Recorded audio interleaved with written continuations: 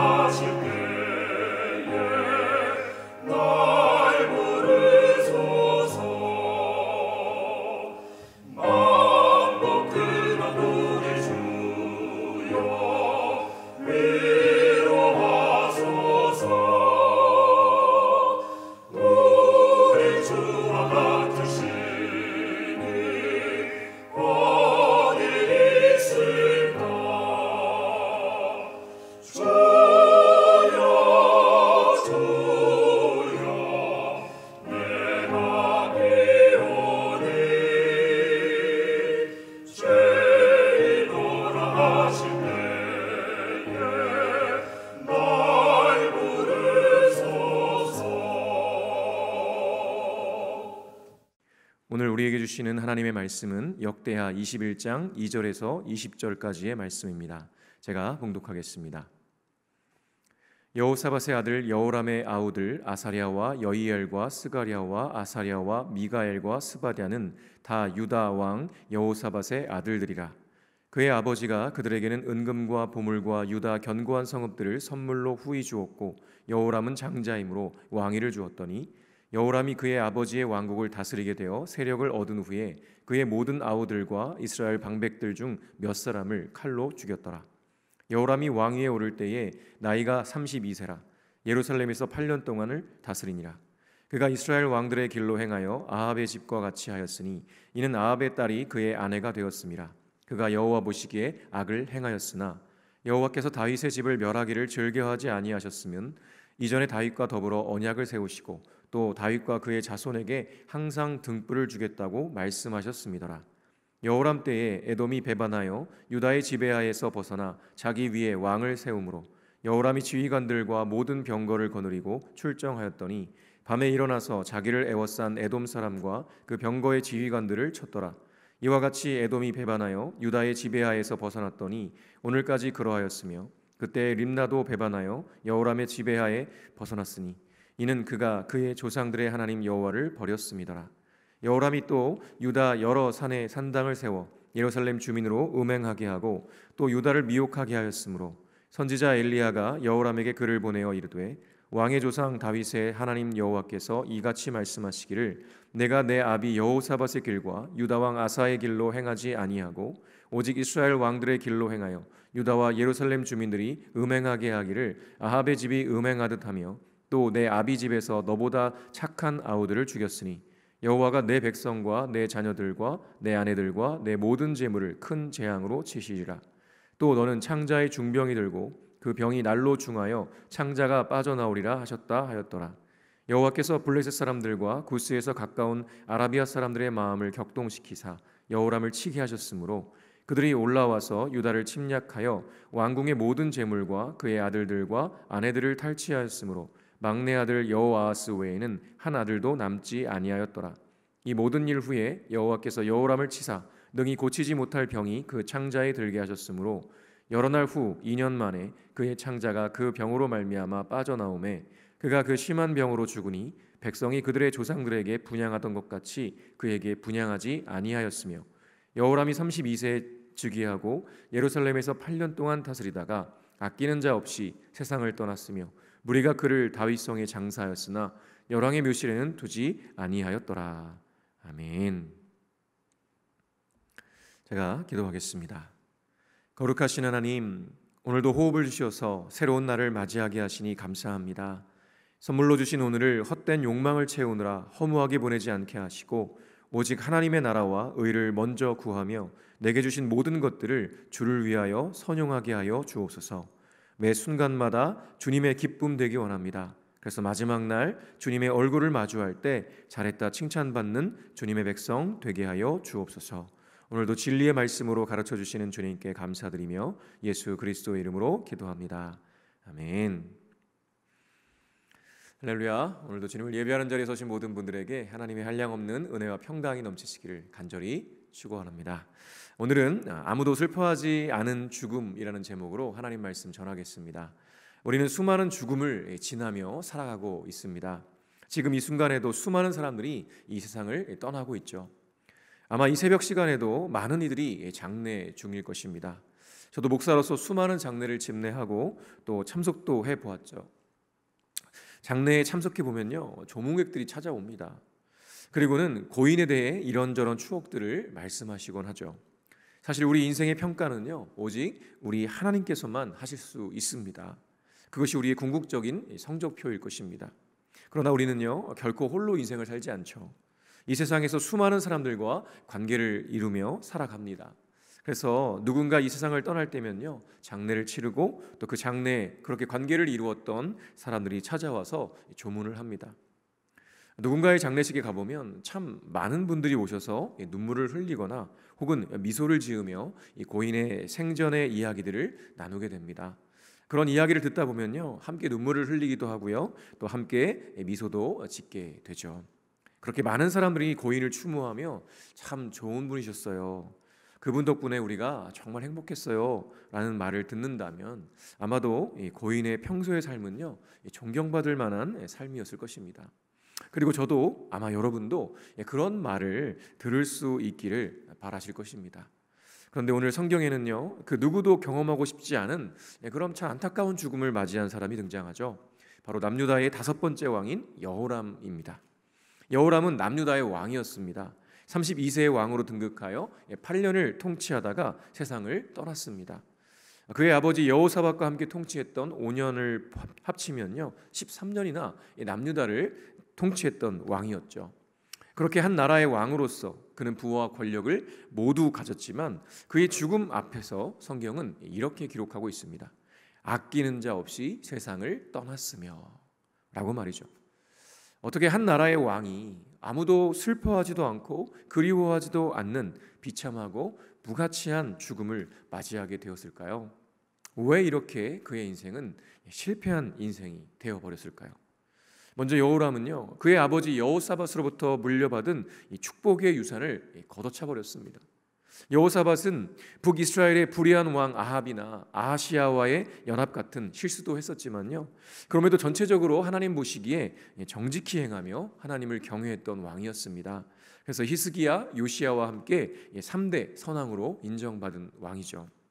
여호사밧은 우상과 산당을 파괴했고요, 백성에게 율법을 가르치며 오직 하나님만 의지하도록 했습니다. 그리고 사회 정의를 실현하기 위해서도 참 많은 노력을 했던 선한 왕이었죠. 그래서 하나님께서 그의 나라를 견고하게 해주셨습니다. 그러나 안타깝게도 여호사밧은 그 견고함을 지속시키기 위해서 북이스라엘 아합 왕의 딸인 아달랴와 자신의 아들 여호람을 정략 결혼시키는 잘못을 범하게 되죠. 그럼에도 여호사밧은 모든 면에서 위대한 유산을 남긴 왕이었고요, 심지어 여호람을 후계자로 삼고 그의 6 동생들에게는 충분한 은금과 보물과 또 견고한 성읍들을 선물로 후히 주어서 여호람의 왕위를 넘보지 않도록 방비까지 지혜롭게 했습니다.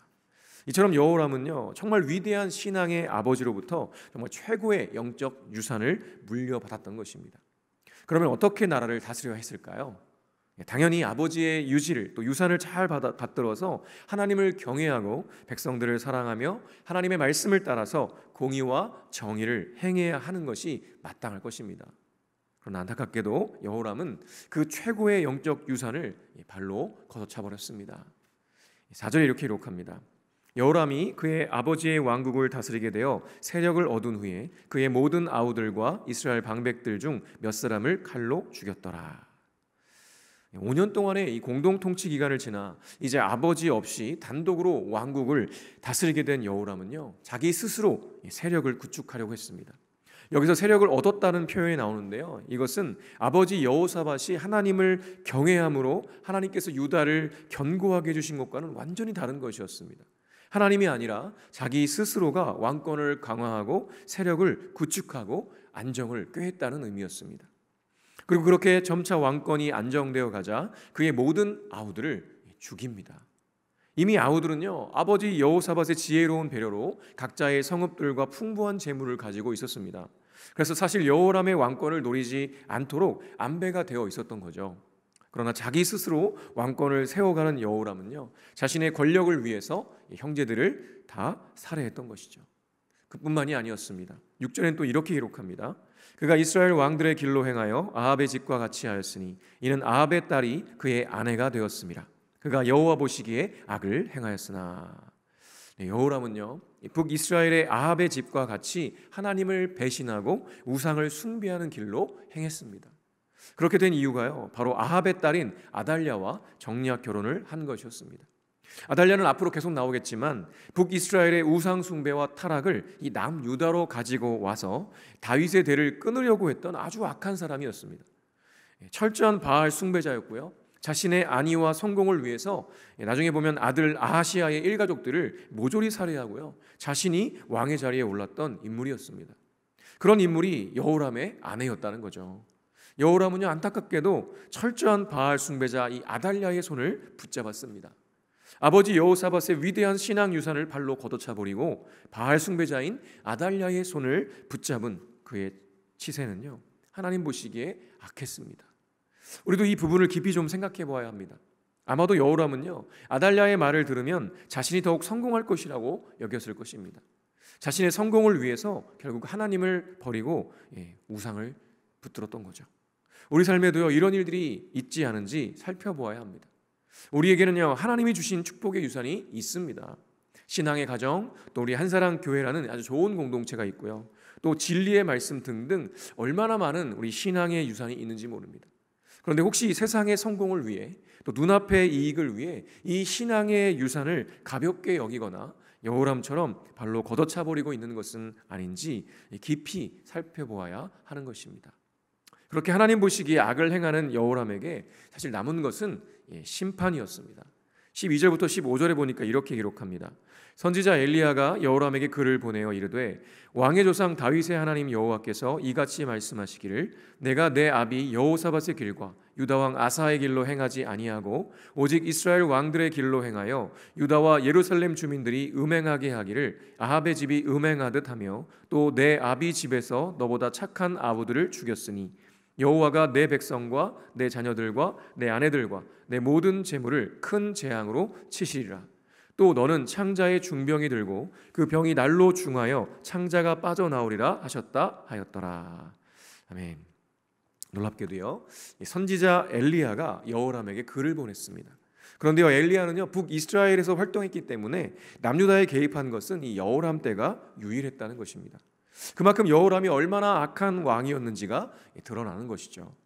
엘리야는요, 여호람이 그의 아버지 여호사밧의 길과 또 아사의 길로 행하지 않고요, 오히려 북이스라엘의 왕들의 길, 즉 하나님을 배반하고 바알을 섬겼고 심지어 백성들도 자신들처럼 우상을 숭배하겠다는 거죠.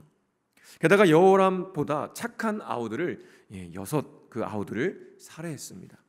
그의 죄와 악이요 얼마나 심각했던지 하나님께서는 북이스라엘에서 활동하던 엘리야 선지자를 통해서 심판의 메시지를 보내신 것입니다. 그리고 여호람에 대한 심판은요, 그의 백성과 가족들과 재물들, 마지막으로는 여호람 자신이 창자의 중병이 들어서 창자가 빠져나와 죽게 될 것이라고 말씀하시죠. 당시 문화에서요, 창자가 빠져나와 죽는다는 건요 가장 치욕스러운 죽음이었습니다. 그런 걸 생각할 때 지금 여호람의 죄가 얼마나 심각했는지를 충분히 우린 짐작해 볼 수 있을 것입니다. 그런데요, 생각해 보면 지금 엘리야를 통해 경고하신 것은요, 사실 심판하시기 전에 경고하심으로써 여호람이 돌이킬 수 있는 기회를 주셨다는 것을 알 수 있습니다. 왜냐하면 하나님께서는요 다윗의 언약을 기억하셨기 때문입니다. 여호람이 아무리 극악한 죄를 범했다 해도 그를 죽이시거나 즉각적으로 심판하지는 않으셨죠. 하나님께서 다윗과 그의 자손에게 항상 등불을 주시겠다고 말씀하셨기 때문이었습니다. 그러나 안타깝게도요, 여호람은 그 은혜의 기회마저도 놓쳐버립니다. 그 결과는요 정말 여러 모양으로 나타났죠. 먼저는 유다의 지배하에 있던 에돔과 림나가 유다를 배반하고 그 지배하에서 벗어나 버렸습니다. 독립을 하는 거죠. 그만큼 유다의 영향력이 떨어지게 되었다는 걸 알 수가 있습니다. 또한 블레셋과 아라비아 사람들이 유다를 침략합니다. 그래서 왕궁의 모든 재물과 여호람의 아들들과 아내들을 탈취해 가버렸어요. 그래서 결국 다윗의 대를 이을 여호아하스 한 사람만 남게 되었습니다. 그뿐 아니라 엘리야의 예언대로 능히 고치지 못할 심한 병이 나게 됩니다. 그래서 그의 창자가 결국에는 빠져나와서 심한 고통 가운데 있다 죽게 되어버린 거죠. 그렇게 자신의 성공과 안정을 위해 하나님을 버리고 아달랴의 손을 잡고 바알을 숭배하더니 결국에는 아버지와 그 선조들의 빛나는 신앙 유산을 물려받았음에도 불구하고 참으로 비참한 최후를 맞이하고 말았습니다. 하나님께서는 분명히 엘리야를 통해 다시 돌이킬 수 있는 기회를 주셨지만 아달랴에게 이미 사로잡힌 여호람은요 돌이킬 줄을 몰랐던 것입니다. 이렇게 죄는 반드시 대가를 치르게 되어 있다는 것을 여호람을 통해 다시 한번 깨닫게 되는 것이죠. 그리고 성경은 이러한 그의 비참한 최후를 기록합니다. 19절과 20절입니다. 여러 날 후 2년 만에 그의 창자가 그 병으로 말미암아 빠져나오매 그가 그 심한 병으로 죽으니 백성이 그들의 조상들에게 분향하던 것 같이 그에게 분향하지 아니하였으며 여호람이 32세에 즉위하고 예루살렘에서 8년 동안 다스리다가 아끼는 자 없이 세상을 떠났으며 무리가 그를 다윗성에 장사하였으나 열왕의 묘실에는 두지 아니하였더라. 아멘. 백성이요 그들의 조상들에게 분향하던 것 같이 여호람에게는요 분향하지를 않았다고 말합니다. 왕위에 올라서 8년을 다스렸지만 그 누구도 여호람의 그 비참한 죽음을 슬퍼하거나 아쉬워하거나 그리워하는 사람이 한 명도 없었습니다. 심지어는 열왕의 묘실에 들어가지도 못했습니다. 여호람은 왕으로서 모든 것을 가졌던 사람이었지만 그것을 자신의 욕망을 위해 사용하다가 선한 것은 아무것도 남기지 못하고 오히려 백성들로 하여금 우상을 숭배하게 하고 국력이 쇠퇴하며 부정적인 유산만 남긴 채로 누구도 슬퍼하지 않는 비참한 죽음을 맞이하고 말았습니다. 성도 여러분, 저와 여러분도 분명 자신의 삶의 자리에서 열심히 살아가고 있을 것입니다. 그런데요, 그렇게 열심히 살아가는 이유와 목적이 무엇입니까? 여호람은요 하나님 없이 세상적인 성공을 이루기 위해 하나님께서 그의 선조들과 그에게 주신 놀라운 축복을 너무나 허무한 데 사용해 버렸습니다. 그의 그러한 잘못된 선택은 결국 점점 더 타락의 과정을 거쳐서 아무도 슬퍼하지 않는 비참한 죽음으로 끝나버리고 말았습니다. 하나님 없는 성공이 얼마나 허무한 것인지 분명히 보여주고 있는 장면인 것이죠.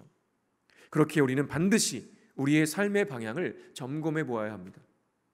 내 삶의 궁극적인 목적과 방향이 정말 하나님께로 향하고 있는지 아니면 세상으로 향하고 있는지 깊이 돌아보셔야 하는 것입니다.